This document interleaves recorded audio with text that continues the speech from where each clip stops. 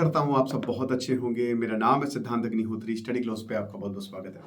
मैं माफ़ी मांगना चाहूँगा, मैंने इब्राहिमिक रिलीजन्स तो कवर किए थे, बट नॉन इब्राहिमिक रिलीजन में अब कवर कर रहा हूँ। काफ़ी लंबे समय से इसको टाला है मैंने। तो हम बुद्धिज़्म पे बात करेंगे, ठीक है, फिर जैनिज़्म और फिर हिंदुइज्म सनातन और फिर सिखिज्म। तो ये 4 धर्म हम देखेंगे।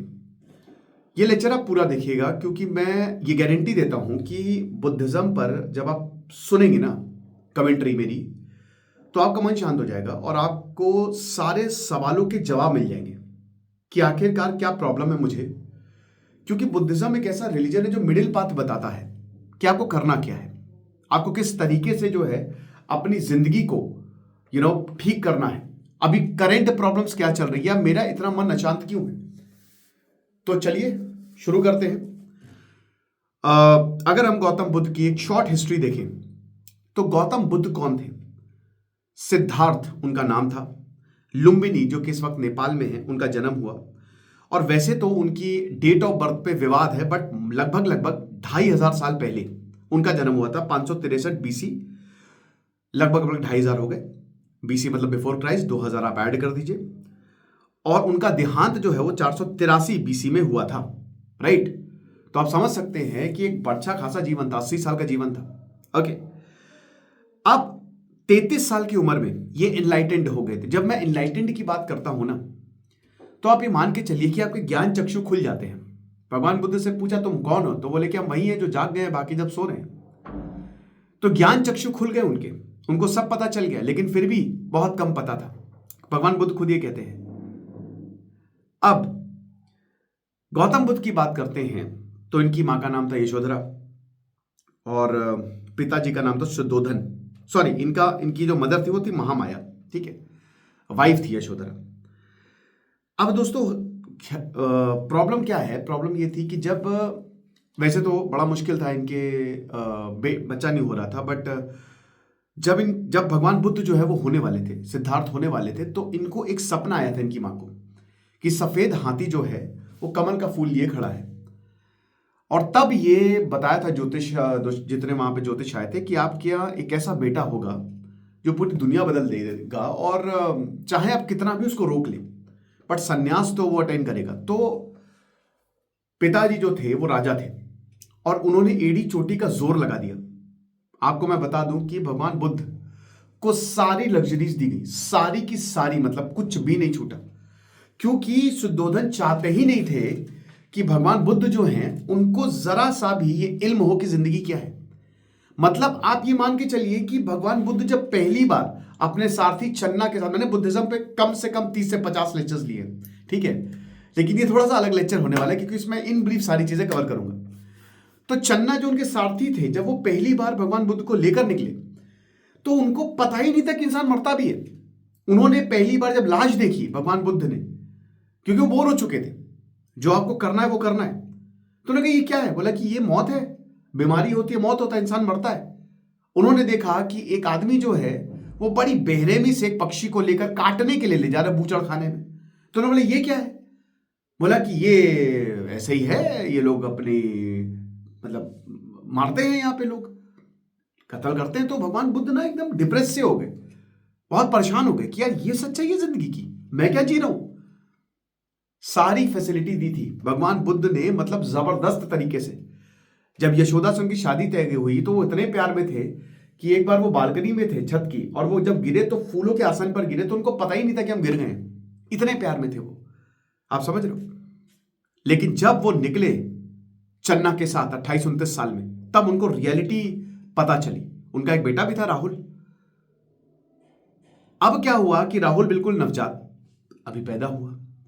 भगवान बुद्ध जो हैं उनको पता था कि अगर मैं ऐसे बोल के जाऊंगा तो कोई मुझे जाने देगा नहीं। तो भगवान बुद्ध सच्चाई की राह पे, जिंदगी क्या है, ये सवाल उनके मन में कौन रहा था कि हम क्या है, क्या हो रहा है। आप देखिए, ये आपके लिए भी कितना बड़ा, आपके पास चॉइसेस आपकी जिंदगी बनाती हैं। तो भगवान बुद्ध के पास एक चॉइस थी कि जिंदगी भर ऐसे ही जीवन जिए और उसके बाद सब ऐसे ही होगा, बढ़िया होगा, कोई प्रॉब्लम नहीं, मुझे सारी चीजें तो वैसे ही प्रोवाइडेड है, तो मैं तो राजा का बेटा हूं और राजा का बेटा राजा ही बनता है। बट दूसरी चॉइस टफ चॉइस थी कि वो एक्चुअल में पहचाने और अपनी जिंदगी का पर्पस ढूंढे। क्योंकि अगर वो ऐसे ही जीते तो वो परेशान हो जाते। आपके साथ भी यही है, आपके पास सब कुछ होने के बावजूद आप परेशान हैं क्योंकि आपके पास पर्पस ही नहीं है। तो भगवान बुद्ध ने बोला कि नहीं, ये चीज ज्यादा इंपॉर्टेंट है। तो वो आए, उन्होंने सामने देखा कि उनकी वाइफ जो है यशोधरा सो रही है, और उन्होंने अपने बेटे को देखा। उनको पता था कि अगर मैं देखूंगा तो शायद जा नहीं पाऊंगा। सोते हुए छोड़ के गए थे भगवान बुद्ध। कितना मार्मिक ये दृश्य रहा होगा। और उसके बाद सारथी ने उनको छोड़ा, और उसके बाद बुद्ध जो है वो चलते गए चलते गए चलते गए, और उसके बाद वो गायब हो गए। अब वो 3 से 4 साल तक भटके। अलारा करामा उद्रक रामपुत्र गुरु मिले उन्हें। उन्होंने सारनाथ आ गए, ठीक है, वाराणसी। और आप ये मान के चलिए कि उन्होंने बहुत कुछ किया, बट उनको कहते हैं ना कि वो चीज मिली नहीं। ढेरों गुरु मिले, बट वो गुरु उनको कुछ सिखा रहे थे, बट सच उनको नहीं मिला। एक दिन परेशान होकर, बहुत परेशान, हालत भिखारियों जैसी, एक हड्डी के भगवान बुद्ध, ना खाना मिल रहा है ना कुछ मिल रहा है, राजा का बेटा फकीर हो गया, और वो बनियान ट्री बोध गया में जो है, आज बिहार में है बोध गया, वहां पे लेट गए और बस वो तपस्या करने लगे। और उसके बाद उनको एनलाइटनमेंट प्राप्त हुआ। मारा है, मारा, ये वो थे, मतलब जब वो अपनी साधना में लीन थे तो उनको भड़काने के लिए, उनको डिस्ट्रैक्ट करने के लिए, जो गॉड ऑफ डिजायर हमारा है, उन्होंने बोला कि अरे तुम ये सब क्या कर रहे हो, इससे कोई मतलब नहीं है, कुछ मिलेगा नहीं तुमको, तुमको बड़ा मजा आ रहा है, अरे ये ले लो वो ले लो। लेकिन भगवान बुद्ध एकदम फोकस्ड, और अल्टीमेटली उनको सच्चाई की, सच उनको पता चला। और जब वो सच पता चला ना, तो वो मदहोश हो गए। वो खुशी के मारे लेटे रहे लेटे रहे लेटे रहे। वो बस एक अलग ही, एक कहते ना कि डिवाइन, जब डिविनिटी के साथ आप मिलते हो तो फिर आपको कुछ चाहिए ही नहीं। बट फिर उनको एक विजन आता है, और उसके बाद वो बोलते हैं कि जो तुम्हारा ज्ञान है उसको फैलाओ, वरना मतलब क्या हो रहा है। फिर यहां से दोस्तों इतिहास रचेगा, क्योंकि एक नया धर्म उभरेगा। और उस समय नए धर्म मतलब जैनिज्म आ चुका था, और मतलब सनातन धर्म भी था। बड़ा मुश्किल था, लेकिन उस समय भगवान बुद्ध को पता था उनको जाना कहाँ है। तो सबसे पहले वो गए सारनाथ, वाराणसी गए। वाराणसी 8 किलोमीटर है सारनाथ, मैं भी गया था। खैर मेरे तो पिताजी वाराणसी से ही हैं। वाराणसी क्यों? क्योंकि वो आज का जो वाराणसी और उस समय का वाराणसी जमीन आसमान का फर्क है। वाराणसी जगह जगह पे आपको विद्वान मिलते थे, ठीक है, गंगा घाट के किनारे जो है टीचिंग्स दी जाती थी। आज तो मुझे बहुत दुख होता है बनारस को देख के, बहुत गंदा है, गलियां जो है सकरी हैं, गंदगी है, वहां पे दिक्कतें हैं। लेकिन वाराणसी ऐसा नहीं था। वो एक ऐसा शहर था जो आप इमेजिन भी नहीं कर सकते। वो ऐसा शहर था उस समय का न्यूयॉर्क। सारे विद्वान वाराणसी में आते थे, और इसीलिए भगवान बुद्ध को भी पता था कि अगर मुझे अपनी बात को रखना है सामने तो मुझे वाराणसी जाना पड़ेगा। और एक और चीज बता दूं, अगर आप किसी को टोकते थे तो उस समय कोई लड़ता नहीं था। सोचिए उस समय की बात है ये, विद्वान थे वो, आपकी बात को शास्त्रार्थ होता था, बहस होती थी, लड़ते नहीं थे। अगर आप सही हैं तो आप जीतते थे। तो भगवान बुद्ध सबसे पहले वाराणसी में गए, और वहां पे उन्होंने फर्स्ट सरमोन दिया। पहली बार उन्होंने बताया, जब उनसे पूछा कि है क्या है, बोला मुझे सच्चाई पता। और जब उन्होंने बोलना शुरू किया 8 फोल्ड पाथ से लेकर 4 नोबल ट्रुथ तक, तो सब के सब पगला गए कि भाई ऐसा तो हमने कभी देखा ही नहीं है, ये कौन आज, ये कौन महान है। और उसके बाद उन्होंने सबको हराया नहीं, मैं कहूंगा उन्होंने अपने विचार बताए, और उनके विचार के सामने कोई टिक ही नहीं पाया। ये हिसाब किताब है। भगवान बुद्ध ने फिर उसके बाद हर जगह गए। वो किसी भी गांव में 3 दिन से ज्यादा नहीं रुकते थे, और बहुत सारी मल्टीपल स्टोरीज आर देयर। हम उसमें फिलहाल नहीं जाएंगे, क्योंकि मैं मेन टीचिंग्स बताऊंगा और आपको बुद्धिज्म के बारे में पूरा समझाऊंगा। और उसके बाद वो हर जगह, एवरीवेयर, और अल्टीमेटली कुशीनगर में वो महासमाधि को प्राप्त हुए, राइट। और आपको पता है कि हम बुद्ध पूर्णिमा मनाते हैं, फुल मून।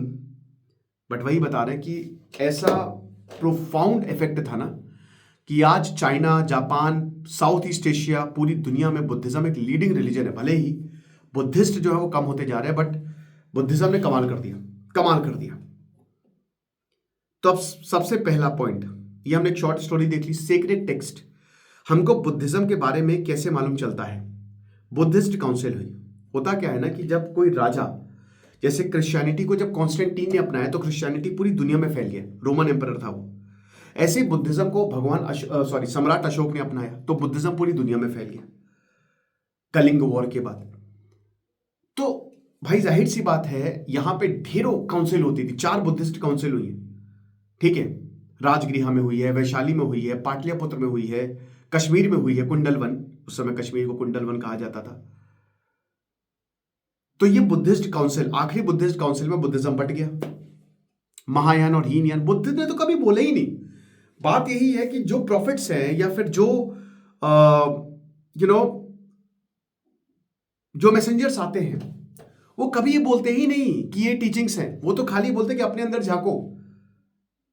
तो भगवान बुद्ध को बहुत बड़ा बना दिया गया। भगवान बुद्ध ने कभी भी मूर्ति पूजन के लिए बोले ही नहीं। भगवान बुद्ध ने बोला कि किसी की पूजा करनी है तो अपनी करो, लेकिन हुआ महायान और हीनयान 2 में बटा। व्हीकल जो चक्र है ना, चक्र बुद्धिज्म को उससे रिप्रेजेंट किया जाता है। तो अगर सेक्रेड टेक्स्ट की बात करते हैं तो सबसे पहली, क्योंकि भाई ये लिखा होगा बट बुद्ध ने तो कुछ लिखा नहीं, उन्होंने तो बात बोली, तो उनके जो डिसाइपल्स हैं उन्होंने उनकी बातों को रिकॉर्ड करना शुरू किया, ठीक है। कुछ चीजें ऐड करी गई, कुछ चीजें ओरिजिनल थी। तो सबसे पहली बुद्धिस्ट काउंसिल जो है वो राजगीर, जो कि बिहार में है, इकलौता हिल स्टेशन बिहार में, वहां पे हुई। और उस समय जो राजा थे, ठीक है, आजाद शत्रु, उन्होंने इसको सपोर्ट किया। और बुद्ध के जो चीफ डिसाइपल थे आनंदा, उन्होंने बताया कि भगवान बुद्ध ने बोला क्या है। उस समय भगवान बुद्ध जिंदा नहीं थे, बट भगवान बुद्ध की टीचिंग्स को उन्होंने बताया और उसको बोला गया सुत्त पित्तिका। याद रखिए कि 3 पित्तिका है, ठीक है। सूत्र पित्रिका, यानी सुत्त मतलब सूत्र, फॉर्मूला। फॉर्मूला किसका? जीवन जीने का, राइट, जिसको बुद्ध वचन बोला जाता है। भगवान बुद्ध की जो ओरिजिनल टीचिंग्स है, जो उन्होंने कहा है, वो सुत्त पित्तिका। पित्तिका मतलब पिता का, मतलब पित्तिका, मैं पित्तिका बोलता हूं, पिताक होता है बेसिकली, मतलब बास्केट, ठीक है। सो बास्केट ऑफ टीचिंग्स, तो ये इस पर बात हुई। अब देखिए क्या होता है। तो यहां पे जो थेरावाद सेक्ट ऑफ बुद्धिज्म है, जो श्रीलंका में बहुत फेमस है, वो भी इसी का ही पार्ट है ना। बुद्ध के अलग अलग वर्जन्स जो हैं वो अलग अलग देशों में आपको देखने को मिलेंगे, बट टीचिंग सेम है, मोर और लेस, ठीक है। एक और डिसाइपल उपाली, वो आए सामने। तो यहां पे जो आनंद है, उन्होंने बोला कि मैं बताता हूं कि भगवान बुद्ध ने क्या बोला है, क्या सूत्र दिया है। दूसरे डिसाइपल आए उपाली, उन्होंने बोला कि मैं आपको बताता हूं विनय पित्तिका। समझ रहे हो? विनय मतलब विनम्र। अब ये विनय क्या है? These are the rules for monks. Buddhism को, जो बुद्धिज्म में आए वो भिक्षु बने, भिकुनीस। उनको बाद में भेजा गया कि बुद्धिज्म के बारे में प्रचार प्रसार करो, और बुद्धिज्म प्रेम का रिलीजन बना। तो रूल्स क्या होने चाहिए मॉन्क्स के लिए, जो भिक्षु हैं, ये विनय पित्तिका में लिखा है। और अगेन दीज आर, ये जितनी भी पित्तिका है, जो बास्केट्स हैं, these are derived from the direct teachings of Buddha, right. Original words of Buddha के नहीं है। जाहिर सी बात है कि जो मैं बोल रहा हूं शायद वो आपको भी याद नहीं रहेगा, बट मोटा मोटा आपको फिलॉसफी याद रहेगी।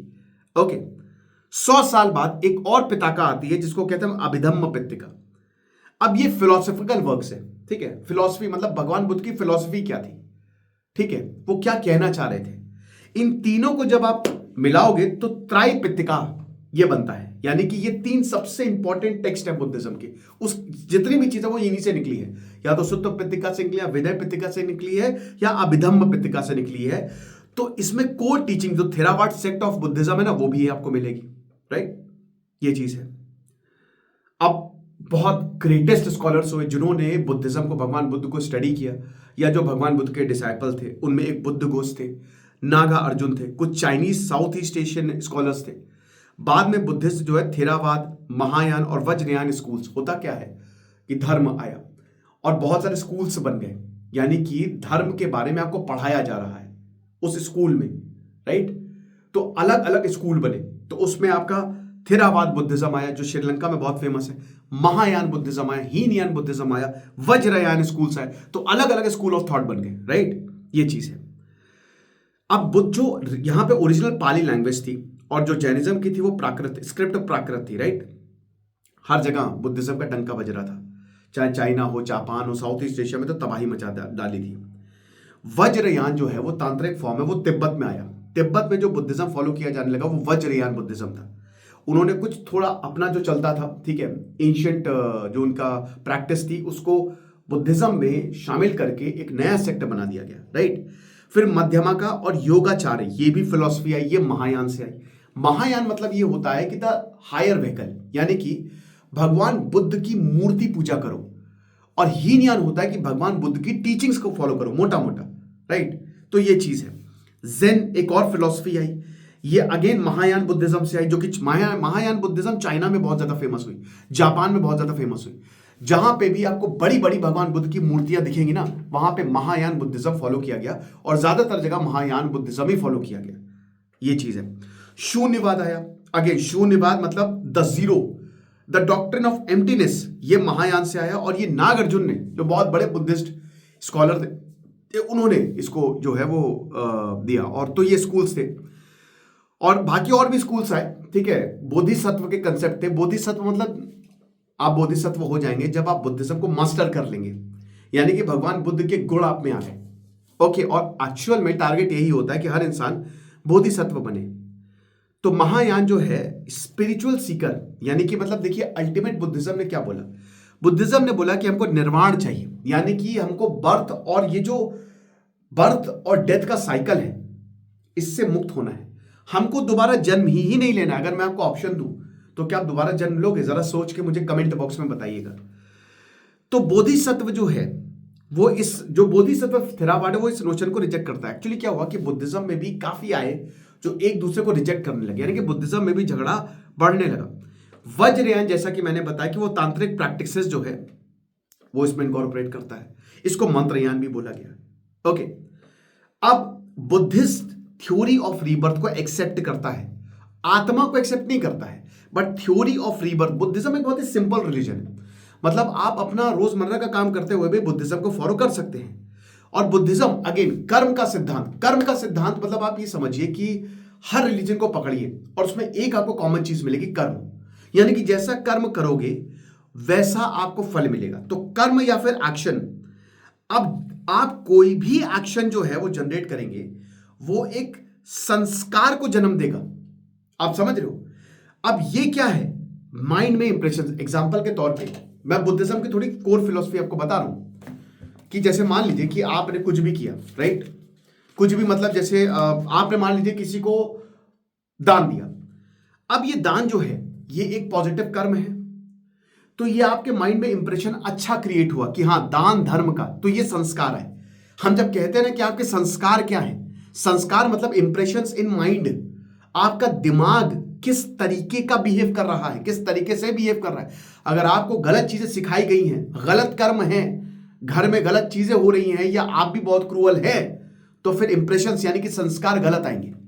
तो बुद्धिज्म इसी पे चला कि बुद्धिज्म हर कर्म जो है वो एक संस्कार को जनरेट करेगा, और ये जो इंप्रेशंस हैं अब इन्हीं संस्कार से फर्दर एक्शंस होंगे। एग्जांपल के आगे जैसे मान लीजिए कि कोई एक आदमी है, उसने किसी को मारा, एक चाटा ही मारा, या उसने किसी के खिलाफ गुस्सा किया, तो वो क्या है? अब उसने एक संस्कार, यानी कि एक तरीके से वो एक नेगेटिव इमोशन ऑफ एंगर है। अब ये जब बार बार उसके गुस्सा ट्रिगर होगा तो कुछ बड़ा भी कर सकता है, मर्डर भी कर सकता है। यानी कि एक action leads to another action. आप इसको ऐसे ही समझ सकते हो कि आप जो भी काम करते हो फिर वो होता ही रहता है, चाहे आप पॉजिटिव करो चाहे आप नेगेटिव करो। तो आप क्या है, इस कर्म के साइकिल में फंस गए, आप इससे दूर नहीं हो। अगर आप किसी से प्यार करते हो तो आप प्यार करोगे, आप उससे मिलोगे, आप उससे बातें करोगे, आप उससे झगड़े करोगे, तो कर्म की एक साइकिल जो है वो क्रिएट हो गई। और जब ब्रेकअप होगा तो उसमें भी आप परेशान होगे, तो ये भी कर्म की साइकिल क्रिएट हो गई, right. So this leads to rebirth. और इसी वजह से, क्योंकि भाई कर्म है वो चिपके रहते हैं, कॉन्शियसनेस ट्रांसफर होती है अब according to Buddhism, right. So consciousness gets transferred and you are actually clinch on that. So इसीलिए you are not able to liberate yourself. अब ये जो कंसेप्ट है, यही कंसेप्ट आपको सनातन में मिलेगा, आपको नॉन इब्राहिमिक रिलीजन में यही कंसेप्ट मोटा मोटी आपको मिलेंगे, ओके। ये चीज है। सो अब रीबर्थ होगा, और रीबर्थ वही है कि भाई वो जो कर्म है, वो जो इंप्रेशन ऑफ माइंड है, उसको आपको खाली करना है, उसको आपको खत्म करना है। एग्जाम्पल के तौर पे कि अगर आप बहुत लालची है तो हो सकता है कि अगले जन्म में आपके अंदर लालच भर भर के हो, अगर आप बहुत धार्मिक हो तो हो सकता है पिछले जन्म में आप बहुत धार्मिक इंसान हो, कहीं ना कहीं वो कर्म क्रिएट हो गया है, ये चीज है। तो यही जो तन्हा या जिसको क्लिंजिंग कहते हैं, इसी वजह से आपका रीबर्थ होता है, rebirth and death, rebirth and death, ये चीज है। अब देखिए ये सब इम्परमानेंट है, टेम्पररी है, आप परेशान होंगे। You go to material needs, मतलब you fulfil your material needs. आपको लगता है कि आज मेरी शादी हो जाए, शादी हो के फिर क्या, परेशान हो जाएंगे, 50 तरीके की जिम्मेदारियां आती हैं। फिर आपको लगता है इतना पैसा आ जाए, पैसा आने के बाद क्या, परेशान हो जाएंगे। स्क्विड गेम कितना बढ़िया है, उसमें एनालॉजी देखिए। स्क्विड गेम में क्या होता है कि वो इंसानों के पास इतना पैसा है कि वो बोर हो चुके हैं और अब वो इंसानों को मार रही हैं, उनके लिए वही एक ट्रिगर है, उससे भी बोर हो जाएंगे वो। तो यही भगवान बुद्ध कहते हैं। कितनी महान बात है, देखिए कितनी, मतलब अगर if you contemplate on that, आप सोचिए कि कितनी गहरी बात यहां पे कही है भगवान बुद्ध ने, कि ये सब टेम्पररी है, एवरीथिंग इज टेम्पररी। आपका दुख टेम्पररी है, आज आप जिस चीज के लिए दुखी हो 2 साल बाद हो सकता है आपको वो याद भी ना रहे। This is the reality of life, life teaches you, ये चीज है। आप बताते हैं कि अल्टीमेटली क्लिंजिंग या अटैचमेंट, अगर आप बहुत किसी चीज से अटैच होते हो तो आपको टेम्पररी हैप्पीनेस देगा, but ultimately it will lead to दुख। आपको लगता है कि भाई मैं इससे प्यार कर लेता हूं, लेकिन प्यार के साथ झगड़ा भी आता है, रेपरकशंस उसके होते हैं, है ना। और अल्टीमेटली आपको क्या मिलता है, दुख, चाहे लड़की हो चाहे लड़का हो, चाहे कोई भी जेंडर, चाहे ट्रांसजेंडर क्यों ना हो। आपको लगता है पैसे कमा लेते हैं, अभी पैसे का भी कंसेप्ट मैं बताऊंगा, लेकिन अल्टीमेटली पैसा आपको करप्ट कर देता है। सोने का भाव यार आज इतना गिर गया यार, शिट, उस समय ले लेना चाहिए था। दुख, दुख क्या है, वो भी एक स्टेट ऑफ माइंड है, वो भी तो एक संस्कार है जो आपके माइंड में छपा है, यही तो है दुख। आप परेशान है, you are actually very much distressed, but why you are distressed? कहते हैं ना कि जो जैसा होता है उसको वैसे ही लोग मिलते हैं। देखिए आपका स्टेट ऑफ माइंड क्या है। आपको लगता है कि बड़े बड़े लोग खुश हैं, जरूरी नहीं है, नॉट नेसेसरी। एक मछली पकड़ने वाला भी अपनी जिंदगी में बहुत खुश हो सकता है और एक बहुत बड़ा बिजनेस टाइकून भी सुसाइड कर ले, ये रियलिटी है। सो दुख इज द अल्टीमेट गोल, ये है हिसाब किताब।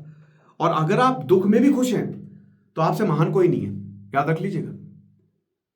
स्टेटस भूल जाइए, अगर आप दुख में भी खुश है ना, दुनिया आपको चेस करेगी, क्योंकि दुनिया दुख है, हर जगह दुख है, हर लोग लड़ रहे हैं, मर रहे हैं। व्लादिमीर पुतिन परेशान है, डोनाल्ड ट्रंप परेशान है, डोनाल्ड ट्रंप पागल हो गए दुख के कारण। Trump actually has gone mad, उसको इतना दुख मिला है। जब बहुत ज्यादा दुख मिलता है, बहुत ज्यादा आप किसी को लेकर अटैच हो जाते हो तो you go mad. This is the ultimate reality. बाकी इंडियन रिलीजन में यही कंसेप्ट। अब हम आते हैं इंपॉर्टेंट टीचिंग्स पर, ठीक है। तो प्रिंसिपल टेक्स्ट जैसा कि मैंने बताया शुद्ध पित्तिका है, कि भगवान बुद्ध ने क्या बोला। तो शुद्ध पित्तिका भगवान बुद्ध की टीचिंग्स को कंटेन करती है, स्टेटमेंट्स है, बहुत सारी चीजें हैं।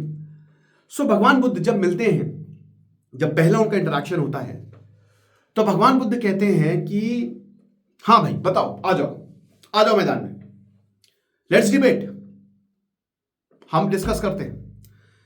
तो बोलते हैं कि अच्छा बताइए आपके पास क्या है कहने के लिए, क्या है, आप तो यहां पे आ गए, बट हम तो वहां से पढ़ के आए हैं, इन महानुभाव से पढ़ के आए, but you tell us what you have.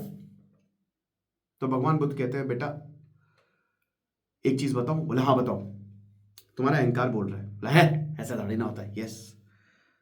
So the noble truth of suffering, वो समझाते हैं कि तुम क्यों परेशान हो, क्यों तो सफर कर रहे हो, तुम क्यों इतने गरीब हो, तुम क्यों इतने अमीर होके भी परेशान हो, क्योंकि यू आर एक्चुअली सफरिंग।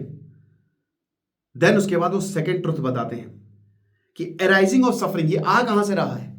तीसरा, सफरिंग से कैसे उबरना है, इसको हटाना कैसे है। और चौथा, वो क्या करें जिसकी वजह से सफरिंग ही खत्म हो जाए। अब ध्यान से सुनिएगा। सो द वर्ल्ड, दुख, ये सारे 4 नोबल ट्रुथ में आपको मिलेगा कॉमन, यानी कि दुख तो है ही है, ये दुनिया ही दुख से बनी है। अगर आप इस दुनिया में आए हो तो दुख ही दुख है बेटा। अंदर आप खुश रह सकते हो, मैंने क्या बताया, दुख में भी खुश रह सकते हो, ठीक है। बहुत सारी चीजें हैं। लाइफ इज ब्यूटीफुल, आपने मूवी देखी है, वो देखिएगा। उसमें देखते हैं ना कि वो बच्चा कंसंट्रेशन कैंप में है, लेकिन उसके बावजूद उसका पिता बताता है बेटा ये सब कुछ नहीं, ये सब खेल है एक। कितनी बेहतरीन मूवी है। So the nothing is permanent, you have to understand. और जो अभी आपको खुशी मिल रही है ना, वो 3 दिन के अंदर गायब हो जाएगी। It's gone, it will be gone. But खुशी इंपॉर्टेंट है, क्योंकि डोपामीन, ऑक्सीटोसिन, अलग अलग न्यूरो ट्रांसमीटर्स जो है वो निकलते हैं, उसमें फिलहाल अभी हम नहीं जाते हैं। सो ये आपका सबकॉन्शियस फीलिंग है कि कोई भी, there is no permanent peace और जॉय। और कोई भी इंसान कंप्लीटली हैप्पी होता ही नहीं। कंप्लीटली हैप्पी कब होंगे? जब आपका दुख खत्म हो जाएगा, जब आपको निर्वाण मिल जाएगा, तब जाके आप पूरी तरीके से खुश होंगे और खुशियां मना पाएंगे। लेकिन इससे पहले नथिंग विल बी देयर। ये चीज है।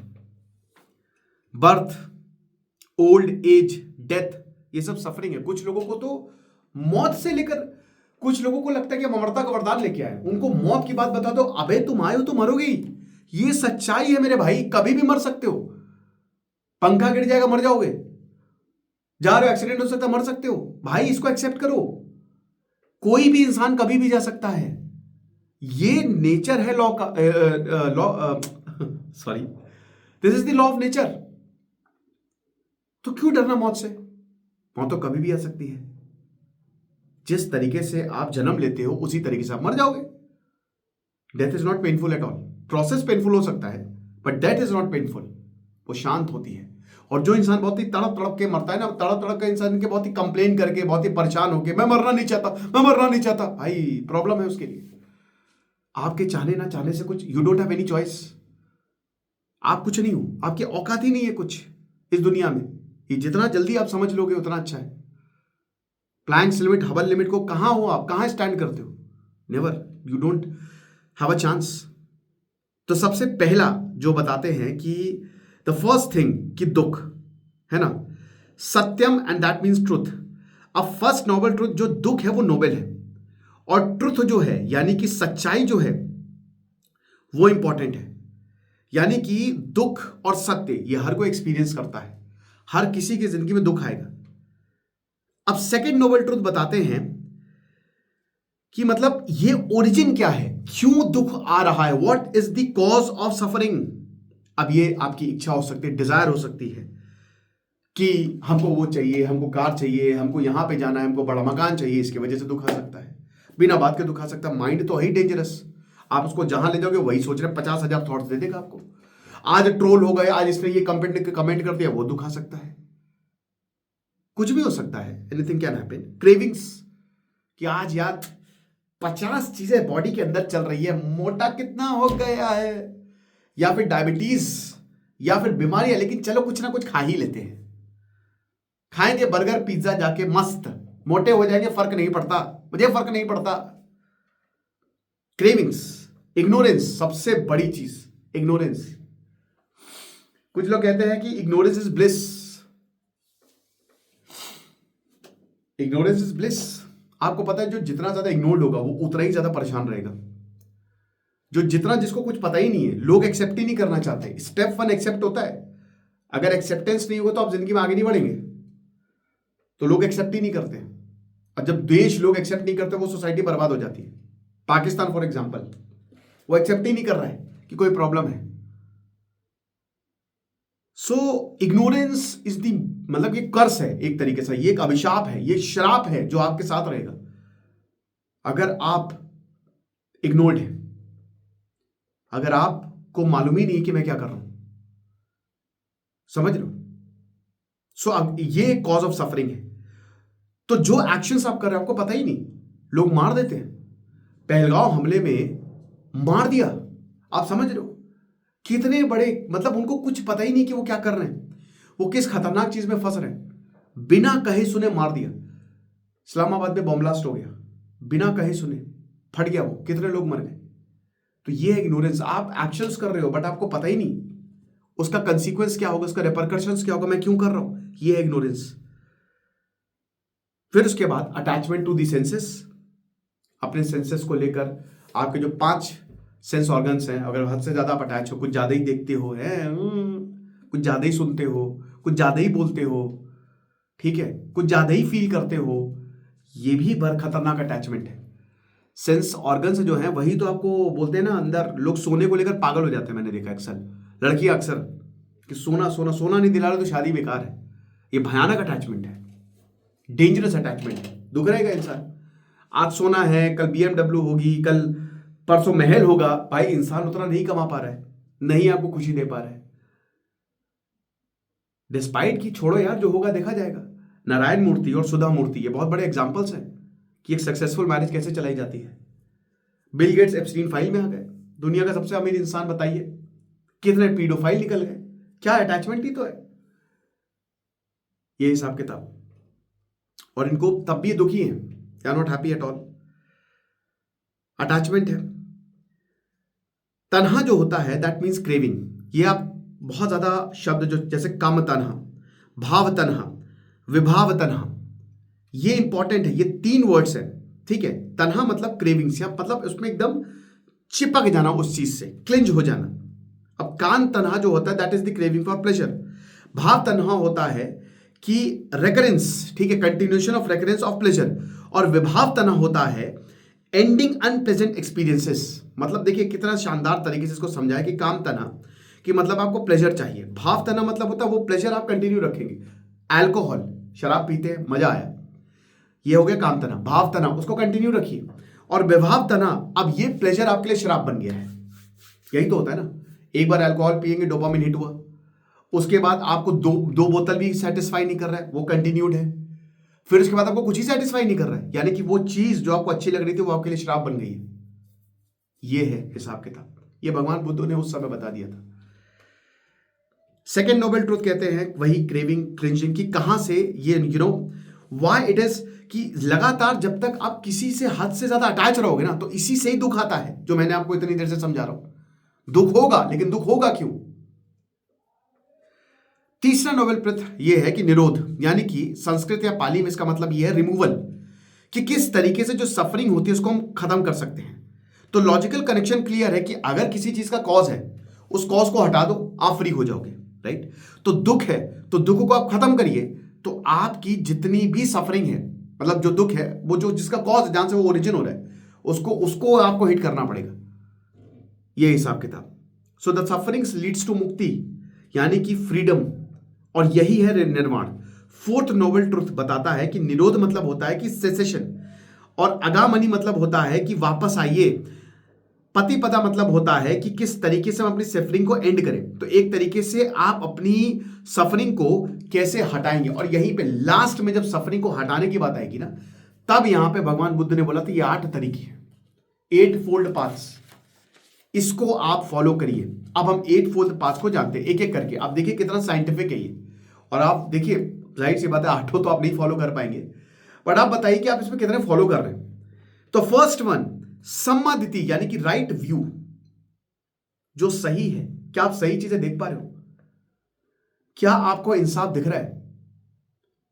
अभी मोहम्मद दीपक की काफी विवाद हुआ, सही कौन था उसमें? जो इंसान जो नजरें सही को नहीं देख पाती हैं वो हमेशा वही दुख में ही परेशान रहेगा। तो दिति मतलब दृष्टि होती है।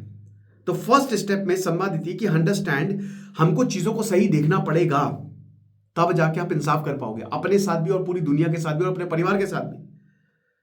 कोई परमानेंट जॉय नहीं है, ये चीजें आपको अपने घर की आज है कल नहीं होगा, थोड़ा है थोड़े की जरूरत है। एवरीथिंग इज सफरिंग, समझ लो। सेकंड बोला है कि क्योंकि सफरिंग है, सही सही मतलब सही दृष्टि आपकी होनी चाहिए। सम्मा संकल्प की राइट थॉट ऑफ एस्पिरेशन, उस सही को देख के आपको सही चीज करनी है, ठीक है।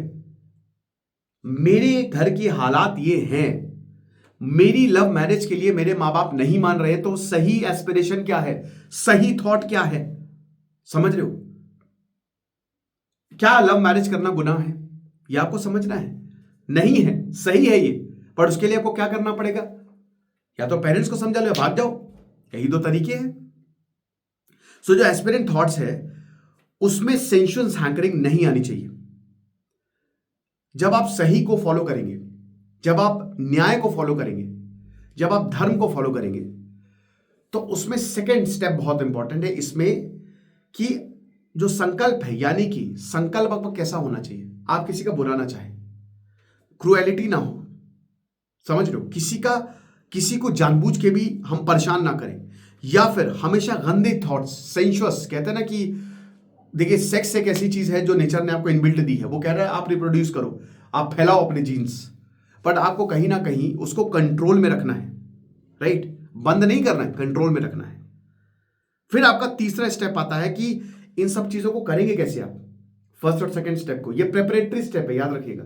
इसको करेंगे सही शब्द से, राइट टू स्पीच या सम वाच, समझ रहे हो? कैसे बोलना है, ट्रुथफुल, सही बोलना है, बहुत प्यार से बोलना है और विजडम से बोलना है। बड़बड़ बड़बड़ करने से कोई मतलब नहीं है। कितने वाइज हैं आप, जो आपके शब्द हैं वो कितने बेहतरीन है, क्या किसी को यहां पे लग रहा है जो आप बोल रहे हो? चौथा, ये करने के लिए आपको राइट बॉडीली एक्शन, यानी कि मैंने क्या बताया कि सेक्सुअल मिसकंडक्ट नहीं करेंगे। सेक्सुअल मिसकंडक्ट का मतलब ये है कि किसी को बुरी नजर से देखना, गलत भावना, या फिर आज जो होता है कि भाई मोलेस्ट कर दिया या बलात्कार, ये सब नहीं करना है, इससे बचना है आपको। चोरी नहीं करनी, किसी भी हाल में चोरी नहीं करनी है, और आपको मारना नहीं है। लेकिन आज के जमाने में आप देखोगे तो ये सब भगवान बुद्ध का उल्टा है। मारा, हर कोई जानवरों को मारा जा रहा है, काटा जा रहा है। कुछ तो धर्म है जो भाई बलि प्रथा को बढ़ावा देते हैं। सेक्सुअल मिसकंडक्ट एकदम रैम्पेंट है, इंसान सेक्स को लेकर पागल हो चुका है। आपको सेक्स बेचा जा रहा है, इंसान का दिमाग ही फिर गया है। उसके बाद चोरी, तो मतलब करप्शन तो यूं है, यूं बड़े बड़े लीडर्स करप्ट हैं यार, आप छोटी की तो बातें। तो अब ऐसे सिनारियों में आप मुझे ये बताइए कि कैसे इंसान दुख नहीं होगा? तभी तो ये पूरी दुनिया दुखी है। जब वो सारी चीजें हो रही हैं जो भगवान बुद्ध ने मना की थी कि इससे तो दुख और बढ़ेगा, तो इंसान दुख है, इसीलिए पूरी दुनिया में दुख है, इसीलिए आप परेशान हैं, इसीलिए जो सुसाइड केसेस है या डिप्रेशन के केसेस है बहुत ज्यादा बढ़ते जा रहे हैं, क्योंकि ये कलयुग है। यहां वो हर एक चीज हो रही है जो नैतिक तौर पे सही नहीं है, लेकिन आपको नैतिक तौर पे अपने आप को सही रखना है। बस आगे बढ़ने का यही तरीका है। इंसान नैतिक मूल्यों को आगे रखता है। याद रखिएगा कि जो सही है, अंदर की जो कॉन्साइंस होती है ना, वो यही है कि सही चीजों को आगे बढ़ाना है। भगवान बुद्ध, सोचिए, एक अकेला इंसान पूरी दुनिया पर भारी पड़ जाता है और पूरी दुनिया उसको फॉलो करने लगती है, क्योंकि वो सही थे, उन्होंने सही बात बताई। तो सही से कभी पीछे मत हटे, राइट? तो यही बताया है कि झूठ बोलना छोड़ो, धोखा देना छोड़ो। पांचवा स्टेप जो है वो है सम व्यायाम, यानी कि राइट एफर्ट। आपको अपने माइंड को कंट्रोल करना पड़ेगा। आपका माइंड इधर उधर भटकेगा। नेगेटिव थॉट्स जो है वो आपके माइंड के अंदर आना ही नहीं चाहिए। एक नेगेटिव थॉट 1000 नेगेटिव थॉट्स को जन्म देगा। अब ये इतना आसान नहीं है जितना मैं बोल रहा हूं, तो इसके लिए आपको कंट्रोल करना पड़ेगा। बहुत सारी टेक्निक्स होती हैं। कोशिश करें जितना हो सके पॉजिटिव रहें। हम इलॉजिकल नेगेटिव थिंकिंग करते हैं, इलॉजिकल पॉजिटिव थिंकिंग क्यों नहीं करते? कि ये हो गया, वो हो गया, तो क्या करेंगे? अरे ये सोचो ना कि ये हो गया, अगर मैं स्विट्जरलैंड पहुंच गया तो वहीं पे ही बस जाऊंगा। ऐसी ऐसी चीजें आप सोच सकते हो। मैं प्रधानमंत्री हो जाऊंगा। सोचने में क्या जाता है, बड़ा सोचो, फिर यूनिवर्स आपके साथ होगा। Then there is samma sati, that is right mindfulness.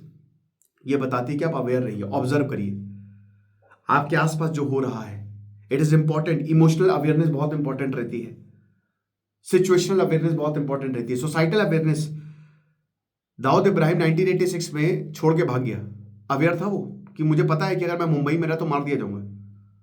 Hitler ने सुसाइड कर लिया। बहुत सारे ऐसे नेगेटिव और पॉजिटिव केसेस आपको देखने को मिलेंगे, उनके अंदर अवेयरनेस थी, नेगेटिव सेंस में भी पॉजिटिव सेंस में भी।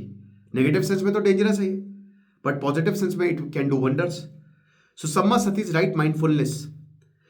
तो कंट्रोल ऑफ द माइंड तभी पॉसिबल है जब आप सही समझें, अपने थॉट्स और डिजायर को कंट्रोल करें और मॉरली चलें। ठीक है, इसमें ठीक है मेडिटेशन ना करें, कुछ ना करें, बट वही बता रहे ना कि तभी आप अपने माइंड को कंट्रोल कर पाएंगे जब आप अपने अंदर जो है वो सही, कहते हैं ना कि बेसिक क्वालिटीज का बस अगर उदय हो जाए तो कमाल हो जाएगा। सम्मा समाधि ये फाइनल स्टेप है 8-fold पाथ में। अब ये सम्मा समाधि फर्स्ट स्टेज, जैसे माइंड फर्स्ट स्टेज में क्या है कि माइंड इज काम है और एक ही थॉट है, बाकी कुछ नहीं है। सेकेंड स्टेज में जो है वो थॉट भी चला गया है, यानी कि पहले आपको थॉट लेना है, अच्छा थॉट। सेकेंड स्टेज में वो थॉट भी जो है डिसअपियर हो गया है, और अगले स्टेज में तो है आप फुली कॉन्शियस हो गए हैं। उस थॉट को भी आप खत्म करके जो है अब आपका नेक्स्ट स्टेज, यानी कि आप हायर लेवल पे जाते जा रहे हैं। इसी को एनलाइटनमेंट कहते हैं, कि निर्वाण जिसको कहते हैं ना, कि प्लेजर और पेन, आप उससे ऊपर हो गए, आपको कुछ फर्क ही नहीं पड़ रहा है। ये दुनिया की मोह माया से आप बहुत ऊपर जा चुके हैं। इस दुनिया के सागर से, जो सागर है ना, इससे बाहर आ चुके हैं। ये चीज है। ईगोलेसनेस जिसको बोलती है। कोई कितना भी गाली दे फर्क नहीं पड़ रहा है, कोई कुछ भी बोले फर्क नहीं पड़ रहा है। सो एवरी एक्शन, और यहां पे कर्म का सिद्धांत भी आ जाता है, ठीक है। बाकी अगर टीचिंग्स की बात करें तो बुद्ध ये भी बोलते हैं कि देखिए 4 स्टेजेस हैं, कोई चेंज नहीं कर सकता, ठीक है। और हमेशा याद रखिएगा कि दो लॉ ऑफ डीके है कि जैसे भाई कुछ भी होगा वो एक ना एक दिन खत्म होगा ही होगा, यही नेचर का रूल है। हर चीज that will be subjected to die, और वो मरेगी।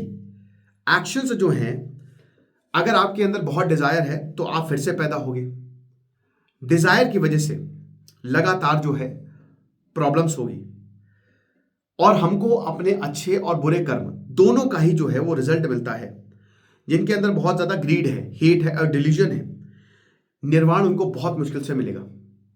जो इंसान अपनी जिंदगी में ही फंसे हुए हैं, जो इंसान नफरत के कारण आगे नहीं बढ़ पा रहे, जो इंसान के अंदर कहते हैं ना कि बहुत ही ज्यादा दूसरों के लिए जलन है, और जो इंसान डिल्यूशनल है वो दूसरों को भी परेशान करेगा और वो कभी भी आगे जो है वो नहीं बढ़ सकता। बताते हैं कि अविद्या बहुत इंपॉर्टेंट है, इग्नोरेंस जिसको कहते हैं, इसी की वजह से, क्योंकि आप अवेयर ही नहीं है। किसी को बीमारी है तो सबसे पहले डॉक्टर क्या करता है, आपको अवेयर करेगा। लेकिन जितना ज्यादा आप इग्नोरेंस की तरफ जाएंगे उतना ही ज्यादा आपके ग्रीड, हेट हो गया, जेलसी हो गया, परेशानियां हो गया, ये बढ़ती जाएंगी। मन शांत कभी जो है वो नहीं रहेगा। ओके, तो ये चीज है। क्रेविंग्स बहुत इंपॉर्टेंट है। क्रेविंग आती है, कुछ करने का मन होता है। वो करने का मन क्यों है? वो इसलिए है क्योंकि आपकी फीलिंग्स वैसी है। अब वो फीलिंग्स कहां से? आपके सेंस ऑर्गन से, ठीक है। सेंस ऑर्गन से आपकी फीलिंग आई है। बुद्ध जो है निर्वाण की स्टेट को बताते हैं कि इतना ज्यादा पीस, सबलाइम, और जो कर्म है ना उससे आप मुक्त हो जाएंगे पूरी तरीके से। ओके, तो ये चीज है। उसके बाद दोस्तों यहां पे हम बात करते हैं कि जैसे भगवान बुद्ध मतलब पीस के लिए काफी कहते हैं कि नॉन वायलेंट हो, जितना हो सके किसी को भी आप परेशान मत करो। बट यहां पे एक मेटाफिजिक्स, जैसे भगवान बुद्ध जो है ना वो शांत रहते हैं। शांत मतलब अगर उनसे पूछा जाता है कि यूनिवर्स के बारे में बताइए, ये कहां से आया, क्या वाकई में भगवान है, तो भगवान बुद्ध कुछ बोलते नहीं है, ठीक है। इस पे बुद्धिज्म शांत होता है। भगवान बुद्ध बोलते हैं कि एक बार उनसे एक स्टूडेंट बोलता है कि भाई आप बताइए कि ब्रह्म है क्या नहीं है, कि देव है क्या नहीं। तो भगवान बुद्ध बोलते हैं मुझे एक बात बताओ कि कोई इंसान डॉक्टर के पास गया है, उस समय तो वैद्य होते थे, तो वो ये बोलेगा कि आपने ये कहाँ से सीखा है, ये कैसे होता है, कि वो ये बोलेगा कि मेरा इलाज करो। तो भगवान बुद्ध बोलते हैं कि इलाज पे फोकस करो। जो 8 फोल्ड पाथ्स बताए हैं ना, तुम निर्वाण अटेंड करने की कोशिश करो, तुमको सारे सवालों के जवाब मिल जाएंगे। मुझसे मत पूछो, खुद एक्सपीरियंस करो, भगवान बुद्ध कहते हैं। संग्राफ जैसे एक स्टूडेंट है बुद्ध का, वो बोलता है कि आप भगवान एग्जिस्ट करते हैं, और बुद्ध जो है वो 3 बार बोलते हैं कि यस देयर आर गॉड्स, यानी कि भगवान बुद्ध ने कई जगह बोला है, और बुद्ध बोलते हैं कि हाँ भगवान है। अब यहां पे गॉड्स जो है वो किसी क्रिएटर, सस्टेनर या लॉर्ड ऑफ द यूनिवर्स को नहीं बोला जा रहा है। हो सकता है ये सेलेस्टियल बींग्स को बोला जा रहा हो, ठीक है। स्कॉलर्स ये इंटरप्रेट करते हैं कि देखिए एक हो सकता है कि कुछ देव हों, है ना, और वो भी मरते हों या जीते हों। कुछ बोलते हो कि नहीं यार ऐसा नहीं है, भगवान बुद्ध ने बस इसको मतलब ऐसे ही बोल दिया, राइट। मतलब उस स्टूडेंट को कंफ्यूज नहीं करना चाहते हैं, क्योंकि वो ऑलरेडी किसी चीज में बिलीव करता है, तो उसका बिलीफ नहीं तोड़ना चाहते हैं। लेकिन हाँ, जैसे जो भगवानों के राजा हैं शक, उनको लेकर काफी लंबे लंबे पैसेजेस हमको देखने को मिलते हैं। यानी कि भगवान बुद्ध जो है वो नकार नहीं रहे हैं कि ये भगवान है नहीं है, क्लियर नहीं है, मगर भगवान बुद्ध भी हमको कंफ्यूज कर रहे हैं। तो बुद्धिज्म आपको ये बताएगा ही नहीं कि क्या जो हम बोलते हैं इतने भगवान हैं, वो हैं, ये हैं, तो वो उस पर साइलेंट हो जाता है। दीघ निकाय या लॉन्ग डिस्कोर्स ऑफ सुत्त पिटका में तो वेल नोन टीचिंग है। 2 ब्राह्मण स्टूडेंट्स, अब वो आर्ग्यू करते हैं कि देखिए ब्रह्म को, जैसे सनातन में ब्रह्म की बात होती है ना, जो क्रिएटर होता है, जहां से सब कुछ है, जो इनफाइनाइट था, है, था, रहेगा, तो जो ब्रह्म है, जो क्रिएटर है, जो फॉर्मलेस है, उसको कैसे जाने, भगवान बुद्ध से पूछते हैं। तो भगवान बुद्ध वही बोलते हैं कि देखिए, बुद्ध बोलते हैं कि ये किसने आपको बताया? बोलते हैं कि ये गुरुओं ने बताया। तो बोले उन गुरुओं ने क्या कभी ब्रह्म को देखा है? बोला नहीं। तो बोला जिन्होंने ब्रह्म को नहीं देखा है आप उनकी बात कैसे मान रहे हैं? ये बोला। हालांकि बुद्ध जो है, पुराने स्कॉलर्स को याद रखिएगा, वो कभी नकारते नहीं, वो बोले कि वो भी इनलाइटनमेंट्स हैं। और भगवान बुद्ध ये भी बोलते हैं कि आगे आने वाले समय में लोग आते रहेंगे ऐसे इनलाइटनमेंट। भगवान बुद्ध बोलते हैं कि आप निर्वाण अटेन हो जाएगा, लेकिन उसके बाद वो लोग दोबारा आ सकते हैं धर्म को स्थापित करने के लिए, यानी कि एक तरीके से बुद्ध ये स्टैब्लिश करते हैं कि न्याय होगा। कहते हैं वही कि धर्म की हानि जब जब होती है मैं प्रकट होता हूं। तो बुद्ध इनडायरेक्टली इसको बोलते हैं कि ऐसे महान आत्मा जो है वो जन्म लेंगी। हालांकि आत्मा की बुद्धिज्म बात नहीं करता है, ये चीज है। तो बुद्ध यही बोलते हैं कि भाई देखो, अगर टीचर्स ने ही परब्रह्म को नहीं देखा या अर्लियर टीचर्स ने 7 पीढ़ियों को परब्रह्म को नहीं देखा तो स्टूडेंट्स कैसे देख सकता है ना। वो बताते हैं कि जो टीचर्स हैं वो सेंसेस से अटैच्ड है, और जो सेंसेस से अटैच होगा, जो अपनी इंद्रियों से अटैच होगा, वो कैसे किसी ब्रह्म को देख सकता है, ये चीज है। सो बुद्ध जो है वो इंकरेज नहीं करते मेटाफिजिक्स को। यहां पे जो महाजिमा निकाय है सुत्त 63, वो यहां पे सवाल पूछा जाता है बुद्ध से कि भाई क्या है इंटरनल, आप बताइए। अब जैसे अगेन सेंट्रल कंसर्न यहां पे मेटाफिजिक्स है, तो क्या कुछ फाइनाइट है या नहीं है। अगेन बुद्ध जो है डायरेक्टली आंसर नहीं देते, और मैंने बताया कि वो डॉक्टर का एग्जाम्पल देते हैं कि आप ये देखो ना कि आपको अभी क्या, आपका इलाज कैसे हो रहा है, आप ये क्यों देख रहे हो कि डॉक्टर ने कहां से एमबीबीएस किया, कैसे किया, प्रोसेस क्या था, पूरी पढ़ाई जानने की क्या जरूरत है, ये चीज है। फिर भगवान बुद्ध एक बहुत इंपॉर्टेंट वेल्थ को लेकर ज्ञान देते हैं। भगवान बुद्ध बोलते हैं कि देखिए, हाउस होल्डर बिल्कुल खुश हो सकता है। भगवान बुद्ध बोलते हैं कि देखिए, वेल्थ जो है वो इंजॉयमेंट होती है, अपॉर्चुनिटी होती है, लेकिन वेल्थ सही तरीके से यूज हो। आपके पास जो पैसा है, जो वेल्थ है, अगर आप लोगों की भलाई के लिए लगा रहे हो, अगर आप अपने परिवार की भलाई के लिए लगा रहे हो, अगर आप अपने कर्ज चुकाने के लिए लगा रहे हो, तो अल्टीमेटली आपको हैप्पीनेस देगा। यानी कि भगवान बुद्ध वेल्थ को नहीं बोलते हैं कि आप रहिए, आप शादी भी करिए, आप सब करिए, कोई प्रॉब्लम नहीं, आप गृहस्थ रहिए, लेकिन बस आप सही काम करिए, जो बुद्ध की कोर टीचिंग्स है उनको फॉलो करिए। हैप्पीनेस जो होती है वो मतलब सबसे बेहतरीन ये है ना कि ब्लेमलेसनेस, की आपके ऊपर ब्लेम नहीं आ रहा, आप जो काम कर रहे हो वो बहुत अच्छा कर रहे हो, आपके पास वेल्थ भी है तो दूसरों की बढ़ाई के लिए वो काम आ रही है, आप अपने लिए भी अच्छा कर रहे हो, उस वेल्थ का आप अपनी खुशी के लिए इस्तेमाल कर रहे हो, वो नेगेटिव सेंस में नहीं, पॉजिटिव सेंस में, तो इसमें कोई प्रॉब्लम नहीं है। और हाउस होल्डर्स को, जो एक गृहस्थ है, उसको सब एग्जामिन करनी चाहिए, उसको यह भी देखना चाहिए कि उसके एक्शंस कैसे हैं और कैसे इन एक्शंस को लेकर वो विजडम की तरफ जा सकता है।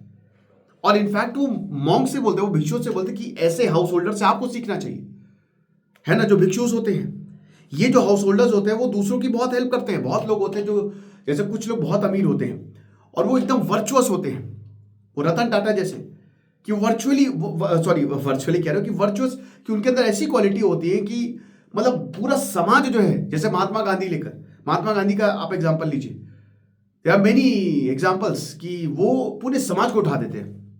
सुभाष चंद्र बोस, ये चीज है।